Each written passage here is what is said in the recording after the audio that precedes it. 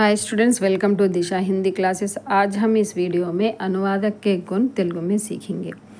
అనువాదకుని గుణాలు. అనువాదకుని గుణాలు ఏమిటంటే, ప్రస్తుత కాలంలో అనువాద హద్దులు చాలా విస్తృతమయ్యాయి. అనువాద పని విస్తృతమైంది. ఈ కిలోమీటరు ఏ ఒక్క సంస్థకు లేదా దేశానికి చెందినది కాదు, కానీ మొత్తం ప్రపంచాన్ని ఒకదానితో ఒకటి బంధించే శక్తివంతమైన సాధనం ఈ అనువాదం. అప్పుడే అనువాదకుడు విజయం సాధించగలడు, అతను ఆల్రౌండ్ టాలెంట్తో ఉన్నప్పుడు. అనువాదకుల ప్రధాన లక్షణాలు ఏమిటంటే, అనువాదకుని యొక్క ప్రధాన లక్ష్యం ఈ క్రింది విధంగా ఉన్నాయి. మొదటిది మూలనిష్ఠితాక నిర్వా అంటే సమగ్రతను కాపాడుకోవడం. రెండవది మూల భాష మరియు లక్ష్య భాషలో ప్రావీణ్యం. మూడవది గ్రహణశీలత మరియు కమ్యూనికేషన్. నాలుగవది విషయం యొక్క నిర్దిష్ట జ్ఞానం. ఐదవది వివిధ సబ్జెక్టుల పరిజ్ఞానం. ఆరవది సబ్జెక్టు ప్రకారం భాషా నియంత్రణ. ఏడవది వ్యక్తీకరణపై పూర్తి నియంత్రణ. ఎనిమిదవది జీవితం యొక్క విస్తృత మరియు లోతైన అనుభవం. తొమ్మిదవది భక్తి మరియు అభ్యాసం అవసరం. పదవది స్వచ్ఛమైన మరియు ప్రవహించే భాష యొక్క ఉపయోగం. వాస్తవికత యొక్క నిర్వహణ. అనువాదకుడి అత్యంత ముఖ్యమైన విషయం ఏమిటంటే, అనువాదం పదార్థం యొక్క వాస్తవికతను నిర్వహించడం. అతను వాటి అర్థము, సెంటిమెంట్ మరియు ఉద్దేశంతో కనీసం పరధ్యానంలో ఉండకూడదు. ఇలా చేయడం ద్వారా మాత్రమే అతను విజయవంతమైన అనువాదకుడి పాత్రను పోషించగలడు.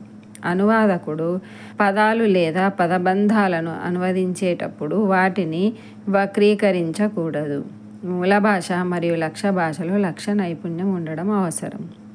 సోర్స్ లాంగ్వేజ్ అంటే ఇందులో మనం అనువదించాల్సిన భాష, లక్ష్య భాష అంటే మనం అనువదించాల్సిన భాష.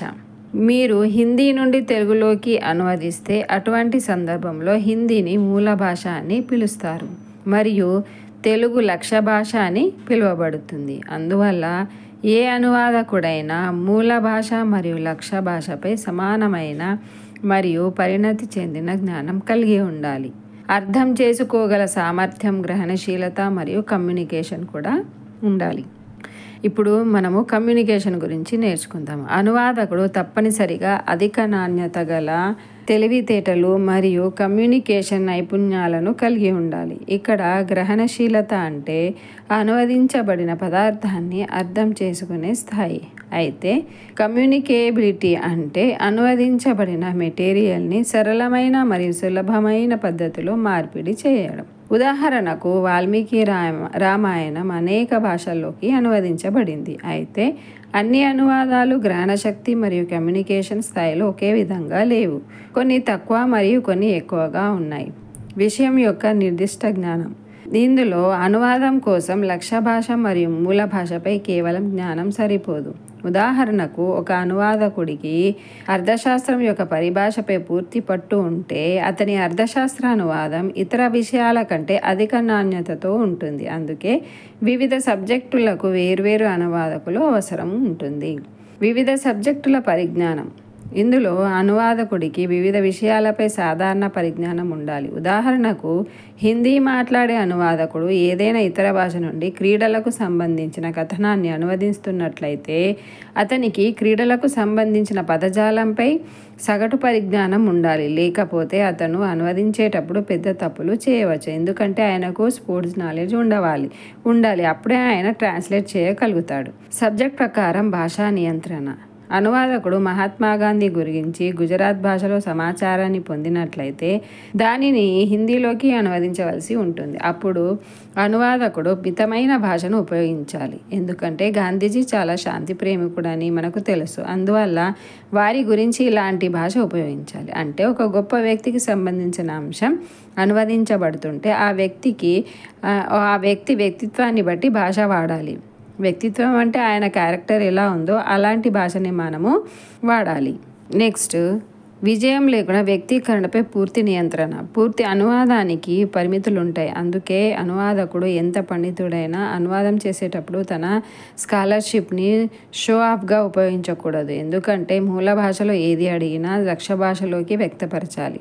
8వది ఏమిటంటే జీవితం యొక్క విస్తృత మరియు లోతైన అనుభవం. అనువాదం ఒక కళ, ఇది జీవితాంతం కష్టపడి సాధించబడింది. ఏదైనా అనువాదకుని యొక్క ప్రారంభ అనువాదాలు జీవిత అనువాదానికి భిన్నంగా ఉంటాయి. దీనికి స్పష్టమైన కారణం జీవితం యొక్క విస్తృత మరియు లోతైన అనుభవం ఉంటుంది. ఇది 9వది విధేయత. ఇందులో సృజన్ విధేయత మరియు అభ్యాసం యొక్క అవసరానికి మూలమవుతుంది. దీని అర్థం పదే పదే అనువాదాన్ని అభ్యసించడం ద్వారా మరియు అంకిత భావంతో మీరు పేద లేదా సగటు అనువాదకుని నుండి అధిక నాణ్యత అనువాదకుడి మారవచ్చు. అందుకే నిత్యం సాధన చేస్తూనే ఉండాలి. 10వ పాయింట్ ఏమిటంటే స్వచ్ఛమైన మరియు ప్రవహించే భాష యొక్క ఉపయోగం. అనువాదకుడు అనువదించేటప్పుడు స్వచ్ఛమైన మరియు సరళమైన భాషను ఉపయోగించాలి. ఉదాహరణకు సైన్స్ సబ్జెక్టులో నీటికి బదులు నీరు అనే పదాన్ని వాడాలి. కాబట్టి శాస్త్రంలో నీరు అనే పదాన్ని శుద్ధి అంటారు. నిష్కర్ష్ ఇందులో ముగింపులు. అనువాదకుడు విమర్శకుడు, న్యాయమూర్తి, విశ్లేషకుడు, దూరదృష్టి గలవాడు, సర్వజ్ఞుడు మొదలైన అన్ని రకాల సామర్థ్యాలను గురించి పరిజ్ఞానం ఉండాలి. అప్పుడే తను అనువాదం చేయవచ్చు. సామాన్యులకు కూడా అర్థమయ్యేలా వారు అలాంటి పదాలను ఉపయోగించాలి. అనువాదకుడు సాధారణ స్వభావం కలిగి ఉండాలి. అనువదించేటప్పుడు వారు మొదటి నుండి చివరి వరకు జాగ్రత్తగా ఉండాలి. వారికి సబ్జెక్టు పట్ల ఆసక్తి కూడా ఉండాలి. तो फ्रेंड्स, మీకు ఈ వీడియో నచ్చినట్టయితే ఈ వీడియోని లైక్ చేయండి, మీ ఫ్రెండ్స్కి షేర్ చేయండి. థ్యాంక్ యూ, ధన్యవాదాలు.